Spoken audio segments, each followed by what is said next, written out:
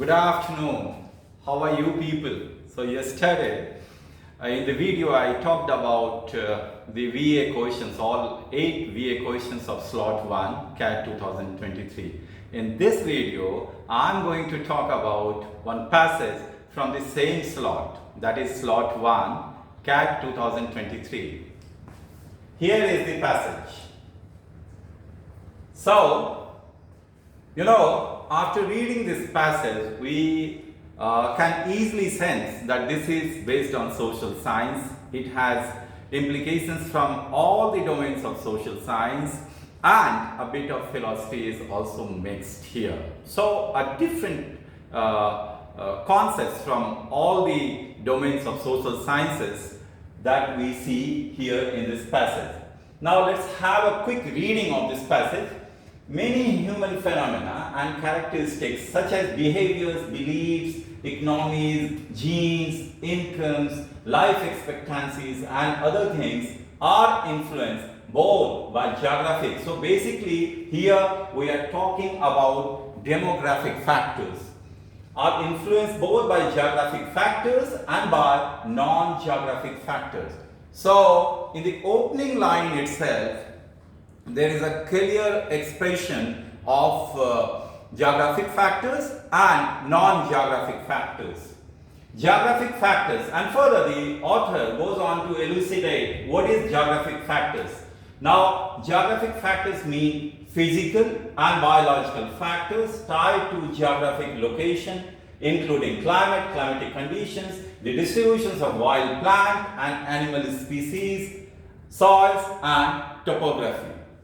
Now, non-geographic factors include those factors that are covered, subsumed means covered under the term culture, other factors covered under the term history and decisions by individual people. So, in the opening couple of lines, we get a clear idea of what is geographic factors and what are non-geographic factors. And one more important thing here, a geographic factor also includes biogeography, right?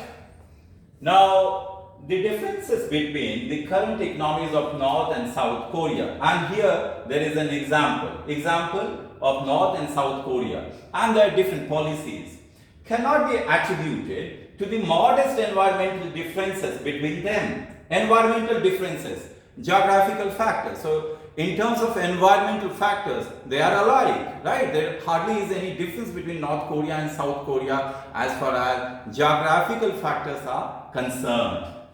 However, they are instead due entirely to the different government policies. Now, different government policies, because of difference in government policies, both the countries are completely different. And here, this government policies can be linked to individual people. So, here we have an example of what the author means by individual people. At the opposite extreme, the Inuit and other traditional peoples living north of the Arctic Circle, north of America, developed warm fur cloths but no agriculture, while equatorial lowland people around the world never developed warm fur clothes but often did develop agriculture. So, from North-South Korea, we go to the extreme end of the world, that is North America, and from there we have another example where the Inuit and other traditional people living there, they developed warm fur clothes but they didn't develop agriculture, while people living in the lowlands of equatorial region, the region along with the line of equator, they developed agriculture. So there is an explanation to it. Why did the Inuit of North America, North Atlantic, they developed warm fur clothes, and the people living around the equatorial region, they developed agriculture. This explanation or the explanation is straightforwardly geographic rather than a cultural or historical quirk unrelated to geography. Quirk means something that is very peculiar, a peculiar trait, that is a quirk. Now the explanation to this particular thing, people living in North America, North Atlantic, using warm fur clothes, and people living in the region around the equator, developing agriculture. So the explanation to this is purely geographical. And the explanation to the differences between North Korea and South Korea was purely individual, decisions by individual government policies. Aboriginal Australia. When we say Aboriginal Australia, we refer to the original, ancient people that had inhabited Australia, right? Australian Aborigines, we refer to them. Aboriginal Australia remained the sole continent occupied only by hunter or gatherers and with no indigenous farming or herding. Here, the explanation is biogeographic. So yes, geographic it is there, but yes, in geography, biological factors are also involved. The Australian continent has no domesticable native animal species and few domesticable native plant species. Instead, the crops and domestic animals that now make Australia a food and wool exporter are all non-native, mainly from Europe and Eurasia. So, while talking about Australia, we are talking about two things. How they were originally inhabited by Aboriginal people, right? And they had no indigenous farming or herding. But today, if you look at the Australia of today, Australia happens to be one of world's largest exporter of wool, and also food items. So why did that happen to Australia? Although it didn't have anything indigenous in that area. And the reason is because these things were introduced to Australia by Eurasian people from Europe and Asia. So this is plainly because of non-geographic factors. Now, species such as sheep, wheat and grapes brought to Australia by overseas colonists. So yes, Eurasian people from Europe and Asia, and these things were introduced to Australia by overseas colonists. Today, no scholar would be silly enough, now read this line very carefully. Today, no scholar would be silly enough to deny that culture, history and individual choices play a big role in many human phenomena. Very, very important line. And this line has nothing to do with geographical factors. It is talking about cultural factors, historical factors and individual choices. And by individual choices, we may also refer to government policies. Scholars do not react to cultural, historical and individual agent explanations by denouncing, by criticizing cultural determinism, historical determinism, act of determining something, or individual determinism, and then thinking no further. But many scholars do react to any explanation invoking reference, bringing something in your discussion, giving reference, alluding something. But there are many scholars who react to any explanation invoking some geographic role by denouncing geographic determinism. There are scholars who, denounce geographic determinism. And the rest part of the passage talks about why it is so, why there are many scholars who loathe geographic determinism. Several reasons may underlie this widespread but nonsensical view, and the author calls it nonsensical. Author sees no logic into it. Why one should be denouncing geographical explanation or geographic determinism. Several reasons may underlie this widespread but nonsensical view. One reason is that some geographic explanations advanced a century ago were racist. So reason number one, why today there are many scholars who denounce geographic determinism. Why it is so? It is so because, about a century ago, there were those geographic explanations were racist, and there are several studies, several examples to buttress this point. There were scholars in the Western world who used to think that people belonging to Asia and Africa were genetically far inferior. So this interpretation of Asian and African people was purely racist. It was purely racist. Now, thereby causing all geographic explanations to become tainted by racist associations in the minds of many scholars other than geographers, right?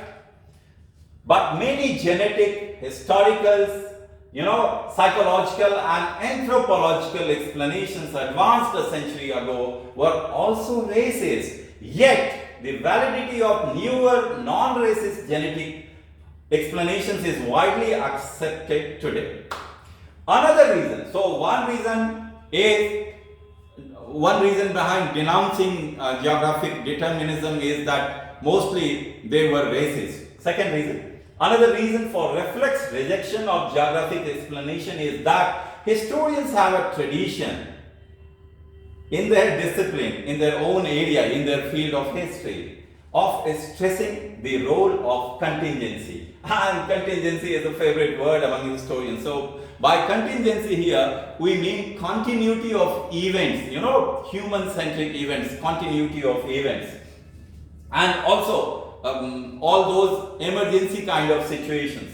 So, contingency based on individual decisions and chance. So, historians have always emphasized on this particular phenomena of contingency. Often that view is warranted. The author doesn't say that is not warranted or that is not justified. The author clearly says often that view is warranted, but often too that view is unwarranted. You cannot rely on contingency all the time. The development of warm fur clothes among the Inuit living north of the Arctic Circle was not because one influential Inuit leader persuaded other Inuit in 1783 to adopt warm fur clothes. So it wasn't because of individual choices. It was purely environmental. It was purely because of geographic reasons. For no good environmental reason. A third reason. So we have talked about the two reasons, and the third reason is that geographic explanations usually depend on detailed technical facts of geography and other fields of scholarship. So if it is a geographical, explanation, definitely it will have technicalities from that particular subject. And most historians and economists, people who are not from geography, they are historians, they are economists, they do not acquire that detailed knowledge as part of the professional training, and therefore they are reluctant to get into geographical determinism or geographical explanation of these phenomena. Right? So this is what this passage tells us. And let's go to the questions now. So here is our first question. Let's read the question very carefully. All of the following can be inferred from the passage except. So this is purely an inference-based question. What are the things that can be inferred from this passage?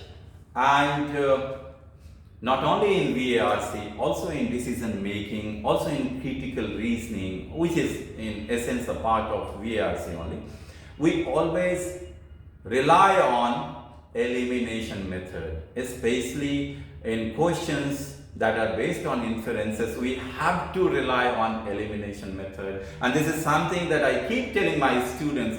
So if by chance you think your hunches tell you that option number A is the correct option, it is the most appropriate option, then also you have to resist your temptation and read the rest of the three options, that is option B, C and D, with same intensity and same enthusiasm. So we have to stick to this dogma while solving VRC questions. First question: all of the following can be inferred from the passage except option 1. Agricultural practices changed drastically in the Australian continent after it was colonized. It is straight from the passage. People from Eurasia, when they came, they colonized Australia. And Australia happens to be a Commonwealth country, for your information. There are 33 or 34 Commonwealth countries, and Australia is one of those prominent countries. It always participates in Commonwealth Games the way we do. So, agricultural practices changed drastically in the Australian continent after it was colonized. This is true. This can be inferred. And after it was colonized, Australia became one of the world's largest importers of wool and food products that we have just discussed in the passage. Individual dictate and contingency were not the casual factors for the use of fur clothing in some very cold climate. So this is something, individual dictate and contingency were not the casual factors for the use of fur clothing in some very cold climates. Definitely, for fur clothing in very cold climates, individual dictate was not the reason. The reason was purely environmental. In the very beginning of the passage, we have read about it. While most human phenomena result from culture and individual choice, some have biogeographic origins. Now, when you read it, you have naturally a temptation to go for it. However, read it meticulously, read it diligently. While most human phenomena result from culture and individual choice, some have biogeographic origins. Now, origin is a very strong word and it is an extreme word. Nowhere in the passage the author suggests that some of the human phenomena have their origins in biogeographic factors. So this is drawing this kind of an inference will be too extreme. So let's read the fourth one first and then we can compare. Several academic studies of human phenomena in the past involved racist interpretation. Again, this is straight from the passage. We did talk about how their interpretations of Asian people or people in Africa were racist. So D, B and option A, they can be clearly, without the shade of a doubt, they can be inferred from the passage. Whereas option number C cannot be beyond reasonable doubts be inferred from the passage.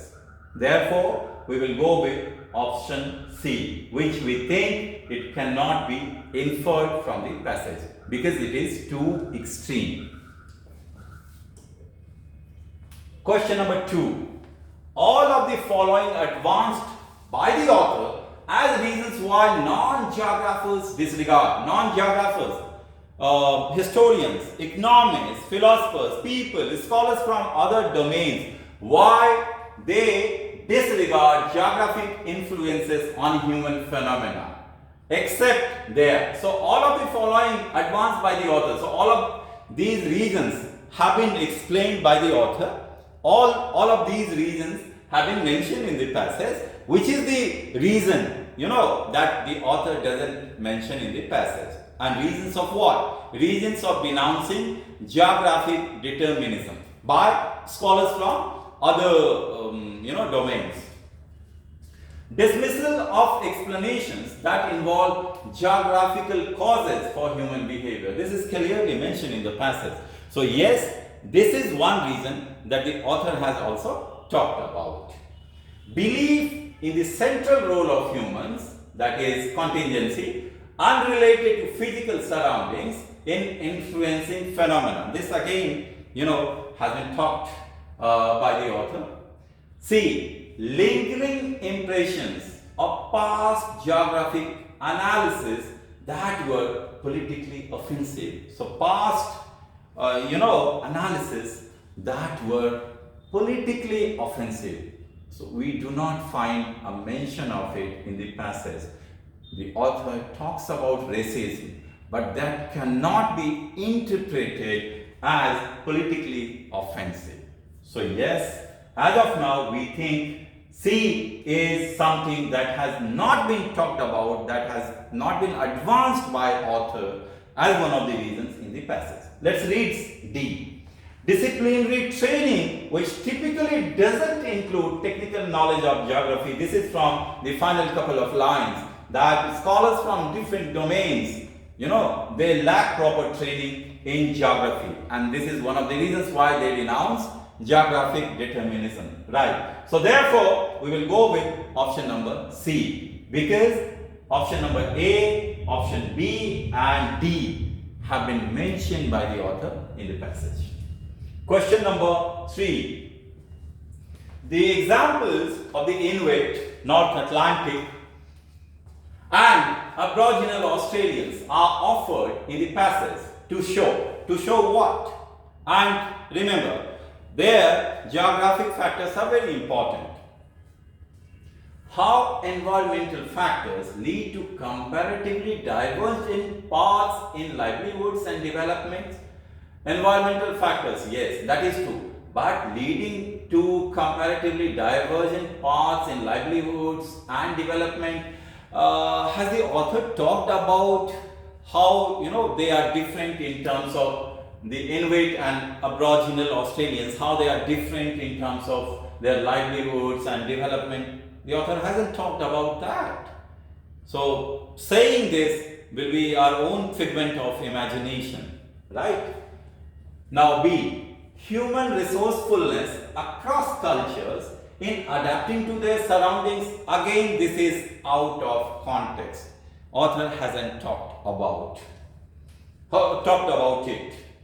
How physical circumstances can dictate human behavior and cultures. Yes, how physical circumstances, geographic conditions, how they can, they can force Inuits to use warm fur clothes and Aboriginal Australians to engage in herding, hunting and other activities. So how physical circumstances can dictate human behavior and culture. This is something that can be said in the context of the passage, and that explains this, that is one of the examples given by the author. And option number 4, that despite geographical isolation, traditional societies were self-sufficient and adaptive. So traditional societies were self-sufficient and adaptive. This conclusion can we draw, this inference can we draw on the basis of the information, and the author hasn't talked about it in the passage. So out of these 4 choices, we believe that how physical circumstances can dictate human behavior and cultures is an example of the Inuit and Aboriginal Australians, right? So we will go in favor of option number C. Finally, we come to the 4th question. The author criticizes scholars who are not from geography, who are not geographers, for all of the following reasons except, right? And there are 3 reasons that the author has talked about. Let's see. Their rejection of the role of biogeographic factors in social and cultural phenomena. This is something the author talks about. B, their outdated interpretations of past cultural and historical phenomena. Has the author mentioned it? That their interpretation of past cultural and historical phenomena is outdated? No. They do lack proper training in geography or to understand the technicalities of geography, but nowhere the author intends to say that their interpretations are completely outdated. But let's keep it on hold. Let's read other options also. Their labeling of geographic explanations as deterministic. Yes, this the author has talked about. The importance they place on the role of individual decisions, that is contingency, right, historians, when studying human phenomena. Yes, this the author has talked about. This is why the author, criticizes scholars from other domains. So A, C and D, these are the reasons cited by the author to criticize scholars from other domains. But option number B, their outdated interpretations of past cultural and historical phenomena, is something that the author doesn't intend to say. So I hope the explanations to all the 4 questions are pretty comprehensive to you, and we will meet again with a new passage. Thank you so much.